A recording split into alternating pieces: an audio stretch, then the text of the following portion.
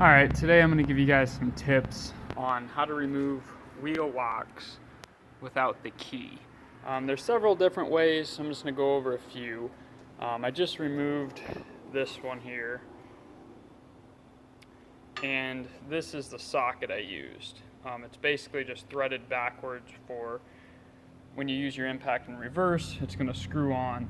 Now when using this type, you really need to pound it on to this very hard. So you'll pound it on there a little bit, hit the impact a little bit, pound it on a little more, hit the impact a little bit. So what I'll show you here is it won't grip it right now because you're going to have to pound it on there to get it to grip. And you need it that tight, and this is the perfect size for this one. It's 13/16. And you can get these at most like AutoZone and Advanced. These work pretty well, but again, you just really need to pound it on, have a good hammer. I'll show you what I used over here. It's just my setup here. There's nothing more than a hammer and an impact, and that's where we removed it from. It doesn't damage the wheel. Now, with that being said, this one was really over tightened, so that's what made this one a little bit more difficult. When they're really over tightened, that's where you can run into some problems. But if you just keep pounding on it and just go a little bit at a time with the impact, I'd say 90% of the time you can get them with this method. The other way is to use a 12-point socket, pound the 12-point socket over that.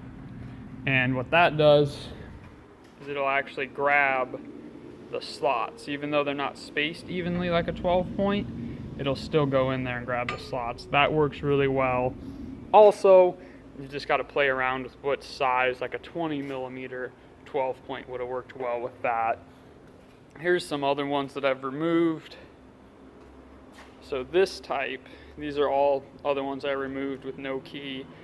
I've probably done a couple hundred of these by now, but you can see those marks, and those marks are just from a 12-point socket. So these ones I just pounded a 12-point socket on and was able to hit them with the impact and get them out. Every one of these are this way. But the scenario is we get a lot of used vehicles, and when you buy used vehicles, it seems like the keys are always missing. So you got to come up with different ways to get them removed. But also, in a worst case scenario, this type, if they're really tight, I've heated this up with a torch a little bit, then pound a 12-point socket on, hit it with the impact, and that normally does the trick. But hopefully this helps some people. Like I said, I've gotten 90% of them off with this method, and the worst case scenario is what I end up doing is heating them up with a torch, getting them glowing red, and then pounding a socket on, or then using that tool. The negative with that is you end up peeling some of the paint on the wheel.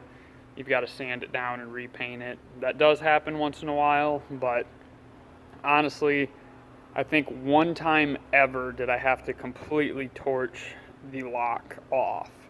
So hopefully that helps you guys. I see some people that are going right to the torch to start with, and that can cause a lot of damage. I've seen a lot of different methods, and I think this works the best. So again, just get a good 12-point. One of these tools that are reverse threaded sockets work really well, and just take your time with it. Have a good impact, a good hammer, and be patient. Thanks. Hope this helps you guys.